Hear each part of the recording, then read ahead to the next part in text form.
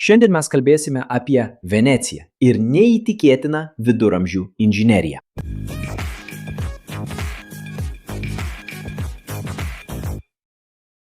Ar kada nors susimąstei, kaip įmanoma išlaikyti visą miestą iš akmens ir plytų ant nestabilios pelkės, apsuptos sūraus vandens? Įsivaizduok iššūkį pastatyti prabangius rūmus ir monumentalias bažnyčias vietoje, kur dirvožemis sudarytas tik iš purvo ir minkšto molio, be jokio akivaizdaus tvirto pagrindo. Kaip viduramžių laikų statytojai sugebėjo sukurti vieną iš ikoniškiausių pasaulio miestų be gelžbetonio, šiuolaikinių kranų ar pažangių geologinių tyrimų pagalbos? Šiandien pasinersime į Venecijos paslaptis, kad suprastume, kaip inžinerija pavertė mažai tikėtiną prieglobstį ištvermingumo ir kūrybiškumo šedevru, kuris jau daugiau nei 1000 metų meta iššūkį laikui. Tačiau norint suprasti Venecijos genialumą, turime grįžti laiku atgal,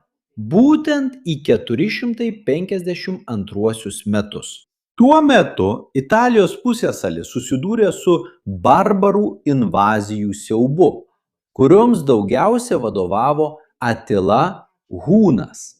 Kol žemyninės miestai buvo plėšiami ir naikinami, vietos gyventojai ieškojo prieglobsčio. Vienintelėje vietoje, kur raitelių armijos negalėjo pasiekti, purvinose salose ir Venecijos lagūnos pelkėse.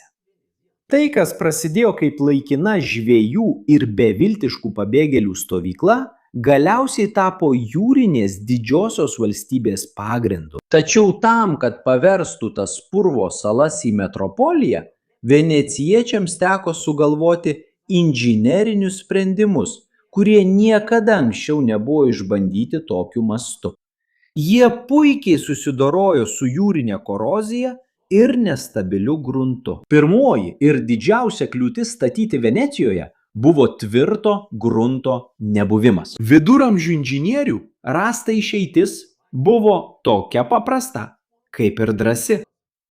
Jie nusprendė sukurti savo tvirtą pagrindą, įkalę milijonus medinių polių į lagūnos dugną. Šie poliai, daugiausia pagaminti iš ąžuolo ir maumedžio, buvo atvežami iš Slovėnijos ir Kroatijos miškų. Jie buvo kalami per paviršinį dumblo sluoksnį, kol pasiekdavo daug tankesnį ir kietesnį molio sluoksnį, vadinamą karam. Ir priešingai, nei galėtumėte įsivaizduoti, mediena per šimtmečius nesupuvo. Kadangi poliai yra visiškai panardinti ir užkasti dumble, jie neturi sąlyčio su deguonimi, todėl nesidaugina grybeliai ir bakterijos atsakingos už irimą. Laikui bėgant, nuolatinė mineralais prisotinto vandens tėkmė sukėlė medienos mineralizacijos procesą.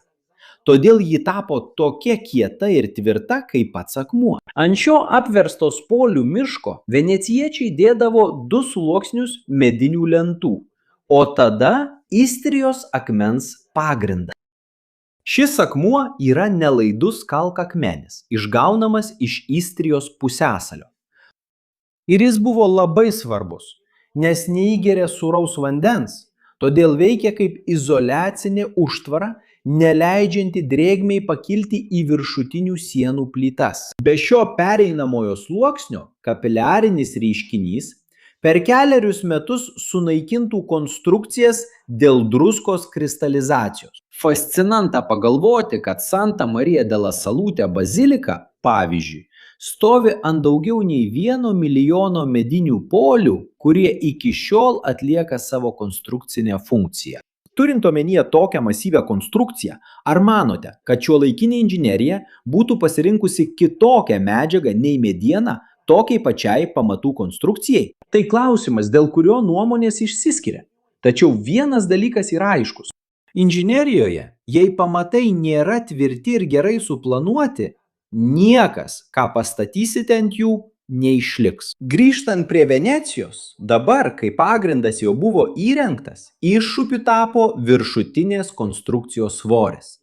Venecijoje svarbus kiekvienas kilogramas, todėl medžiagų pasirinkimas buvo strategiškas. Kol likusi Europa statė didelės masyvias akmenines katedras, venecijiečiai pasirinko plytas, kurios yra gerokai lengvesnės. Be to, pastatų aukštis buvo griežtai ribojamas, kad būtų išvengta pernelyg didelio grunto nusėdimo. Šiems plytoms sujungti jie naudojo specialų kalkių skiedinį, kuris išlaikydavo tam tikrą lankstumą. Ši savybė buvo labai svarbi, nes lagūnos gruntas nuolat juda ir sėda.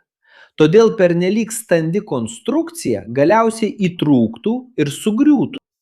Lankstumas leido pastatui kvėpuoti ir prisitaikyti prie smulkių grunto judesių, nepažeidžiant bendro vientisumo. Kita svarbi naujovė buvo geležinių trauklių naudojimas kryžminiu išdėstymu. Kadangi Venecijos rūmų fasaduose dažnai būna daug langų, kad įleistų daugiau šviesos ir sumažintų sienų svorį, konstrukcija linkusi įsiskleisti į šonus. Norėdami kovoti su šia jėga, inžinieriai įrengdavo geležinės strypus, kurie perverdavo pastatą iš vienos pusės į kitą, pritvirtindami išorinės sienas prie medinių grindų sijų. Ši sistema sukurdavo vientisą konstrukcinę dėžę, kuri tolygiai paskirstydavo apkrovas. Rezultatas – architektūra, kuri atrodo tarsi plūduriuojanti, tačiau iš tikrųjų tai sudėtinga įtampų ir pusiausvyros sistema.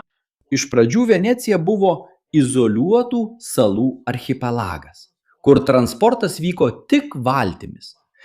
Augant gyventojų skaičiui ir prekybai, atsirado poreikis šias salas nuolat sujungti. Pirmosios tiltai buvo mediniai ir turėjo žemus laiptelius, kad būtų lengviau praeiti arkliams, kurie buvo įprasti miestuose iki 14 amžiaus.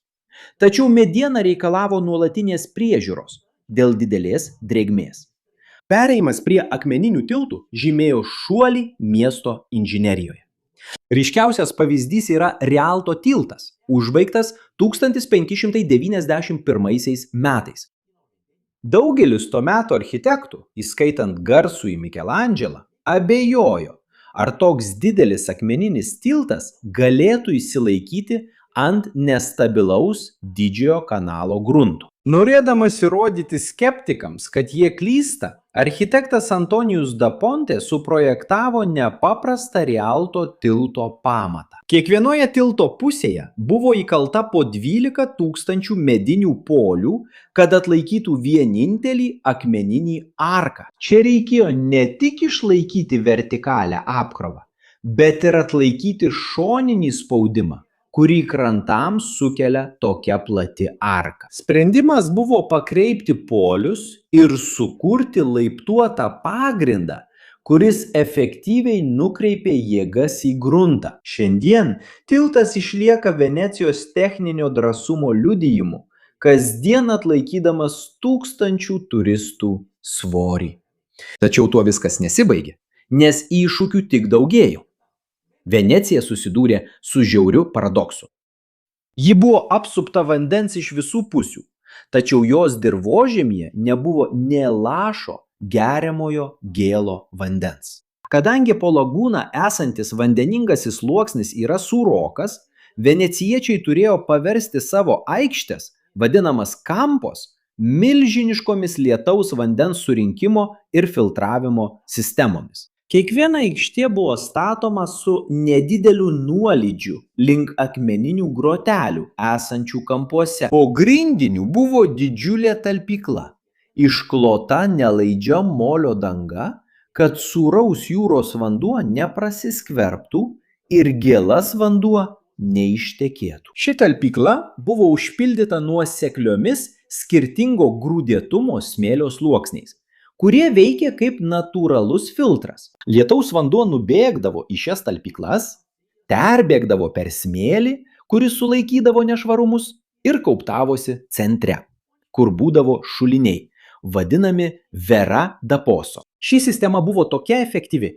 kad Venecijoje buvo daugiau nei 600 viešųjų ir privačių šulinių, kurie užtikrino daugiau nei 150 000 gyventojų išlikimą miesto klestėjimo laikotarpiu. Šių filtrų priežiūra buvo nacionalinio saugumo klausimas, todėl galiojo griežti įstatymai, draudžiantys bet kokį užteršimą šalia vandens surinkimo vietų. Tai buvo pasyvi hidraulinė inžinerija, kuri naudojo tik gravitaciją ir natūralias medžiagas, kad išspręstų gyvybiškai svarbią problemą. Ar galite įsivaizduoti, kokia būtų šiuolaikinio miesto logistika, jei turėtume pasikliauti tik lietaus vandeniu, filtruotų per mūsų aikščių žemę? O tokiu atveju, kaip tvarkytis su nuotekų sistema? Tankiai apgyvendintame mieste, kuriame nėra dirvožemio galinčio sugerti atliekas, atliekų tvarkymas buvo milžiniškas sanitarinis iššūkis. Venecijos sprendimas buvo integruoti nuotekų sistemą į natūralią lagūnos dinamiką. Jie pastatė požeminių plytų tunelių tinklą, vadinamą gatolį. Šie tuneliai surinkdavo atliekas iš namų ir nukreipdavo jas į kanalus. Šios sistemos efektyvumo paslaptis slypėjo ne pačiuose tuneliuose, o potvynių ir atoslūgių reiškinyje. 2 kartus per dieną į miestą įtekėdavo potvynio vanduo, atnešdamas švarų sūrų vandenį iš Adrijos jūros. O atoslūgis išnešdavo vandenį, kartu su savimi nunešdamas atliekas į atvirą jūrą. Be fizinių atliekų pašalinimo sūrus vanduo veikė kaip natūralus dezinfekantas, padėdamas kontroliuoti ligų plitimą, kuris siaubė kitus Europos viduramžių miestus. Venecijiečiai taip gerai suprato šį ciklą, kad sukūrė taisyklės, užtikrinančias, jog kanalai niekada nebūtų užblokuoti, leisdami miesto plaučiams toliau kvėpuoti. Tai buvo tobula simbiozė tarp žmogaus infrastruktūros ir gamtos ciklų. Net ir išaugus šiuolaikiniam gyventojų skaičiui, ši pagrindinė sistema vis dar yra istorinio centro sanitarinės infrastruktūros pagrindas. Jūsų nuomonė mums svarbi. Taigi, jei jums patiko šis vaizdo įrašas, užsiprenumeruokite kanalą, jei dar nesate prenumeratorius, paspauskite patinka šiam vaizdo įrašui. O jei norite mums padėti kurti tokį ir kitokį turinį šioje platformoje, apsvarstykite galimybę tapti nariu, paremkite mus kavą ir sūrio bandelėms, o mes jūs paminėsime savo vaizdo įrašuose. Norite tobulėti profesinėje srityje arba išmokti naują techninį įgūdį? Nuskenuokite QR kodą arba paspauskite nuorodą aprašyme ir atraskite puslapį su visais mūsų rekomenduojamais kursais. O dabar noriu sužinoti jūsų nuomonę.